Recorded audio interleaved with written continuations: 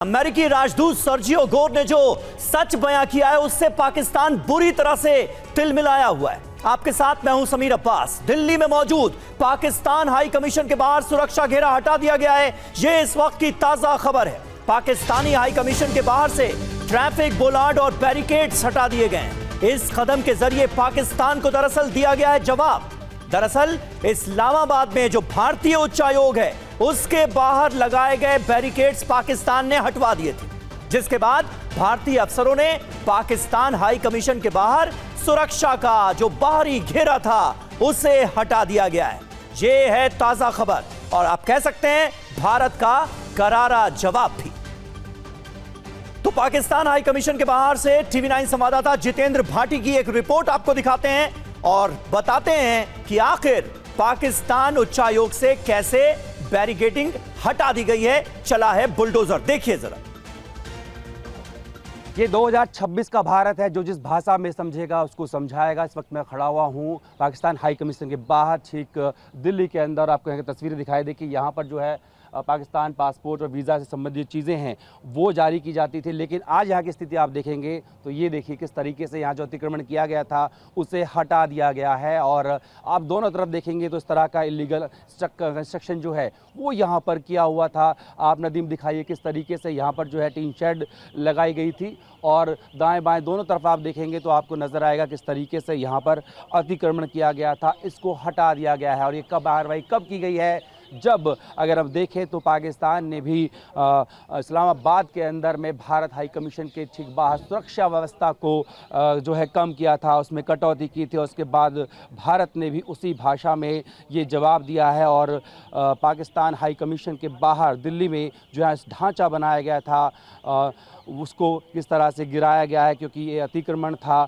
और पाकिस्तान को उसी की भाषा में जवाब दिया है। हालांकि हम देखें तो लगातार पाकिस्तान जिस तरीके से देश में आतंकवादी गतिविधियों को बढ़ावा देने का काम करता है, सीमा पार से आतंकवादी घुसपैठ कराता है, उसके बाद वैसे ही रिश्ते ख़राब हैं। और आपने देखा कि अप्रैल 2025 में पहलगाम के अंदर जिस तरह काराना हरकत की गई, 25 निर्दोष लोगों की जानें ली गई। उसके बाद भारत ने ऑपरेशन सिंदूर चलाया और न सिर्फ पाकिस्तान के कब्जाए हुए कश्मीर बल्कि पाकिस्तान के अंदर भी घुसकर तमाम जो आतंकी ठिकाने थे उनको निस्तानाबूद किया है। तो अब एक बार फिर से अगर देखें तो पाकिस्तान को उसी की भाषा में जो उसने अभी हाल ही में किया था उसका जवाब उसी तरीके से दिया गया है। और पहले ही भारत और पाकिस्तान के रिश्ते अच्छे नहीं चल रहे थे, क्योंकि पाकिस्तान लगातार काराना हरकत जो है वो कर रहा था, आतंकवाद को बढ़ावा दे रहा था। आपको बता दें कि पाकिस्तान हाई कमीशन जो है वो अपनी जो क्षमता थी उससे आधे से भी कम में चल रहा है, लेकिन इस बीच भी पाकिस्तान जो अपनी हरकतों से बाज नहीं आ रहा है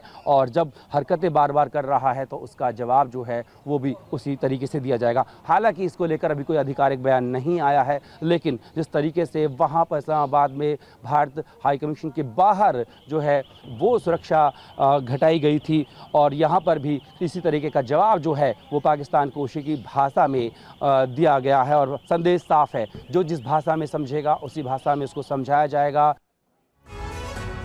तो देखिए भारत सरकार का एक्शन पाकिस्तान को जवाब कैसे है ये आपको बताते हैं। आपने देखा हुआ क्या है पाकिस्तान हाई कमीशन के बाहर। हमारे संवाददाता जितेंद्र भाटी आपको बता रहे थे। खबर समझिए, दिल्ली में पाकिस्तान हाई कमीशन के बाहर जबरदस्त एक्शन नजर आया। पाकिस्तान हाई कमीशन के बाहर से जो सुरक्षा घेरा था उसे हटा दिया गया है। वीजा सेक्शन के पास लाइन मैनेजमेंट जो बैरियर्स लगे हुए थे उसे हटा दिया गया। कारण क्या है? 3 दिन पहले जानते हैं क्या हुआ? इस्लामाबाद में पाकिस्तान की एक करतूत सामने आई। भारतीय उच्चायोग के बाहर लगे बैरिकेड हटा दिए गए। वहां इस्लामाबाद में जो बैरिकेडिंग की गई थी उसे हटा दिया गया। पार्किंग पोल को भी पाकिस्तान ने हटवा दिया था और अब माना जा रहा है कि यह ईंट का जवाब पत्थर से दिया गया है पाकिस्तान को। भारत में अमेरिका के राजदूत सर्जियो गोर जम्मू कश्मीर पहुंचे। अब असल खबर पर आ जाते हैं। यहां की सुंदर वादियों में सैर के बाद श्रीनगर में गोर ने ऐसा बयान दिया जिससे पाकिस्तान तिलमिला गया। सर्जियो गोर के ने बयान में साफ कहा कि जम्मू कश्मीर भारत का अभिन्न अंग है। ऐसे में कश्मीर राग अलापने वाले पाकिस्तान को ऐसा सदमा लगा कि उसने अमेरिकी राजनयिक को तलब कर लिया। यह पूरी रिपोर्ट देखिए।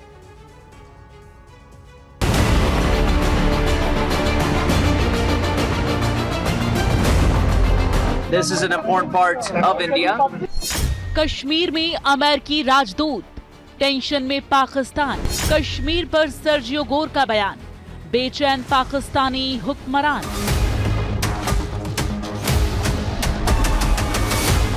मुनीर आर्मी दंग।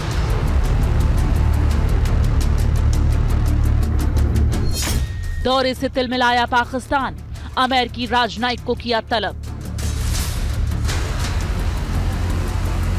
श्रीनगर की डल झील में अमेरिकी राजदूत सर्जियो गोर शिकारा का आनंद ले रहे हैं। घाटी की प्राकृतिक सुंदरता और वादियों में अमेरिकी राजदूत की इन तस्वीरों को देखकर शहबाज और मुनीर की रातों की नींद उड़ी हुई है।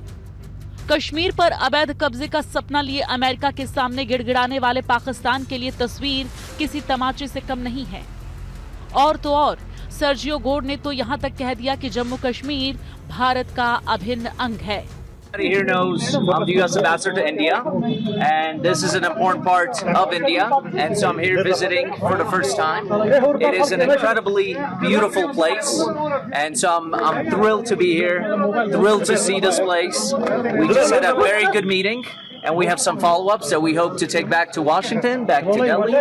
But a very warm, a very cordial, and we look forward to building this relationship forward. Sergio Gor न सिर्फ भारत में अमेरिका के राजदूत हैं, बल्कि साउथ और सेंट्रल एशिया के लिए अमेरिका के विशेष दूत भी हैं। वो ट्रंप के बेहद करीबी हैं, लिहाजा सर्जियो गोर के कश्मीर को भारत का अभिन्न अंग बताने पर पाकिस्तान ने अमेरिका राजनयिक को तलब कर लिया। पाकिस्तान ने सर्जियो गोर के बयान पर आपत्ति जताई। अमेरिकी राजनयिक के सामने कश्मीर को लेकर यूएनएससी का रोना रोया। गोर के बयान को गैर जिम्मेदाराना बताया। साथ ही कहा कि उनका बयान अंतर्राष्ट्रीय कानून के विपरीत था। अनुच्छेद 370 हटने के बाद न सिर्फ कश्मीर का तेजी से विकास हो रहा है, बल्कि यहाँ पर्यटकों की संख्या में भी तेजी से इजाफा हुआ है। श्रीनगर में सर्जियो गोर ने मुख्यमंत्री उमर अब्दुल्ला से भी मुलाकात की। उन्होंने इस दौरे को बेहद कामयाब बताया। We had an opportunity to discuss the relations between our two countries, but with specific focus on what the US can do with Jammu and Kashmir. We are very hopeful and optimistic that the engagement between the United States of America and Jammu and Kashmir will both widen and deepen in the years ahead. Jammu Kashmir के पुनर्गठन और 370 हटने के बाद किसी अमेरिकी राजदूत की अकेले तौर पर ये पहली कश्मीर यात्रा है, लिहाजा पाकिस्तान के पेट में दर्द होना लाजमी है। मैंने पहली बार सुना किसी यूएस एम्बेसडर का ऐसे बोलना। और सर्जियो गोर आप जानते हैं बहुत क्लोज कॉन्फिडेंट हैं यूएस प्रेसिडेंट के। वो सिर्फ इंडिया के एम्बेसडर नहीं, इस पूरे रीजन के एम्बेसडर हैं, और उनका इस तरह का कहना बड़ा इंपॉर्टेंट है। उन्होंने सिक्योरिटी सिचुएशन का भी मेंशन किया कि हालात में बहुत इम्प्रूवमेंट है। मुझे लगता है इससे काफ़ी जलन होगी पार, क्योंकि पार आपके बॉर्डर के अक्रॉस जो सिचुएशन है वो सब जानते हैं। पीओजे में किस तरह गोलियों से आम लोगों को जो आटा और बिजली मांग रहे हैं उनको गोलियों से भूना गया। सोचिए, जिस कश्मीर पर पाकिस्तानी सेना वर्षों से नजरें गड़ाए बैठी है, जिस पर अवैध कब्जे का सपना पूरा करने के लिए पाकिस्तान के हुक्मरान कई बार अमेरिका के सामने गिड़गिड़ा चुके हैं, वही अमेरिका कश्मीर में खड़े होकर उसे भारत का अभिन्न अंग बताए तो पाकिस्तान के हुक्मरानों की बौखलाहट को समझा जा सकता है। Bureau report, TV9 Bharatvarsh. सोचिए, अमेरिकी राजदूत का एक बयान आया और पाकिस्तान की सिट्टी पिट्टी गुम हो गई, और पाकिस्तान के विदेश मंत्रालय में हलचल मची हुई है इस वक्त की ये क्या हो गया, कैसे हो गया। हम इतने सालों तक जो प्रोपेगेंडा फैलाते रहे उसकी तो पोल खोलकर रख दी खुद अमेरिकी राजदूत ने। अब करें तो करें क्या, कहें तो कहें क्या। सर्जियो गोर का बयान इतना अहम क्यों है ये भी आपको हम समझाते हैं। ट्रंप के करीबी माने जाते हैं सर्जियो गोर, मध्य एशिया के विशेष दूत रह चुके हैं। बड़ी बात यह है कि कश्मीर पर अमेरिकी नीति अब तक साफ है। कश्मीर को द्विपक्षीय मुद्दा मानता रहा है अमेरिका। बयान से पाकिस्तान को झटका लगा है। कश्मीर पर पाकिस्तानी दावा सीधे सीधे खारिज होता नजर आ रहा है, क्योंकि सर्जियो गोर क्या कह रहे हैं कि जम्मू कश्मीर भारत का अभिन्न अंग है। अमेरिका की बदली रणनीति के संकेत मिल रहे हैं। भारत के पक्ष में सकारात्मक संदेश है, इसीलिए मिर्ची लग रही है पाकिस्तान को। कूटनीति के मोर्चे पर वॉशिंगटन से दूरी साफ तौर पर नजर आती है, और भारत लगातार पीओके पर पाकिस्तान के अवैध कब्जे का मुद्दा उठाता रहा है। 23 जुलाई को हमारे रक्षा मंत्री राजनाथ सिंह ने क्या कहा था, यह भी सुन लीजिए। इंटेंशन साफ है कि अब पाकिस्तान से कोई बात नहीं होगी, और अगर बात होगी तो सिर्फ पीओके पर ही बात होगी, जो कि भारत का हिस्सा है, जिस पर पाकिस्तान ने अवैध तरीके से कब्जा किया था।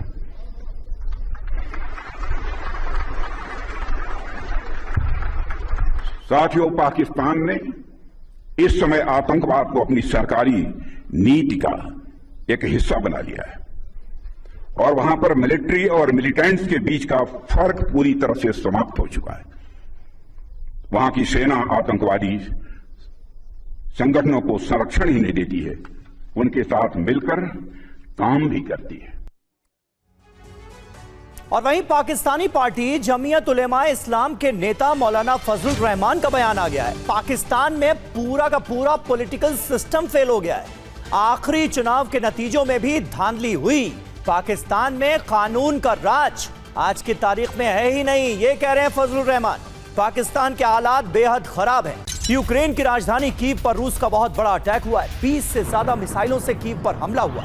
रूस ने सैन्य ठिकानों को ताजा हमले में बनाया निशाना। हथियार डिपो भी रूसी मिसाइलों की जद में नजर आया।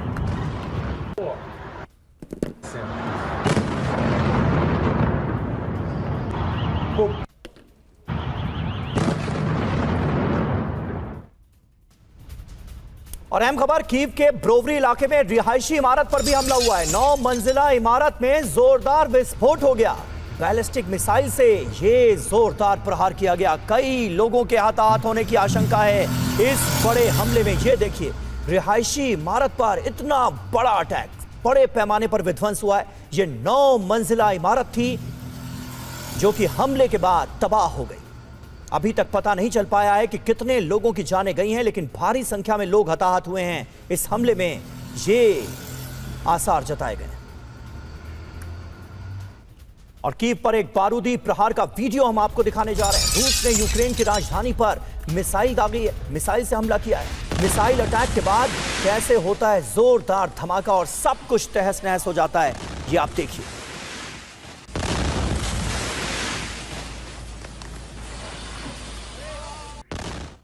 और कीव पर लगातार हमले जारी हैं। रूस ने मॉस्को हमले का बदला लिया है। कीव में अहम ठिकानों को किया गया है टारगेट। रिहायशी इलाके में भी मिसाइलें गिरी।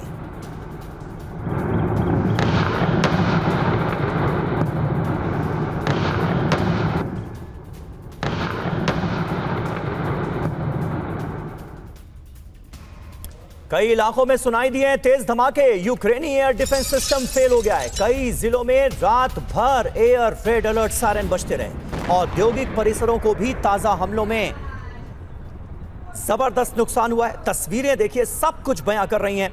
बड़े पैमाने पर तबाही की खबर आ रही है।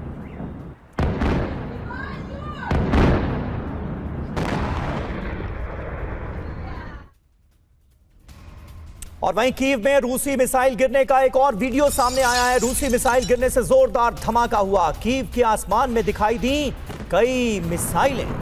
रूस ने पूरी रात कीव पर जोरदार प्रहार किया।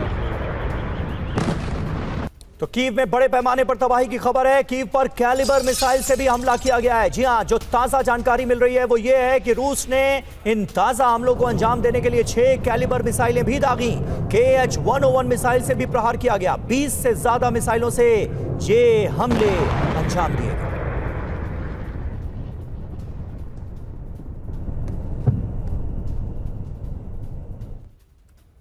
और रूस के हमलों के बाद कीव में भारी तबाही मची। रिहायशी इमारत पर गिरी रूसी मिसाइल। रूस के हमले के बाद इमारत में लगी आग। पूरी रात चला राहत और बचाव का काम।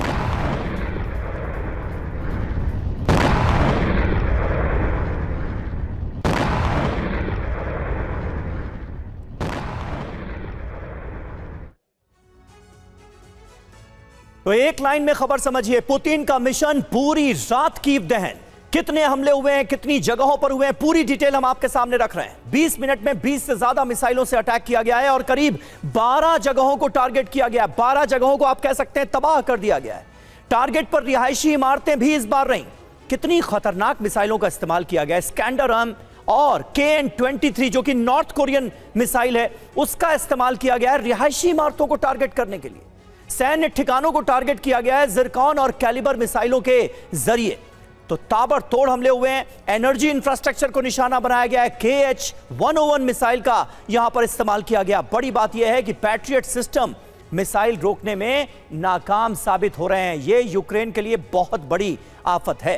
और आइए अब करते हैं पुतिन के ऑपरेशन विंटर का पर्दाफाश। सर्दियों में यूक्रेन पर बड़े हमलों की आशंका है। रूस की यूक्रेन और यूरोप को एक साथ चेतावनी, सर्दियों में तुम्हें फ्रीज कर देंगे। बिजली संयंत्र, हीटिंग स्टेशन पर हमले मुमकिन है, यह बता दिया गया।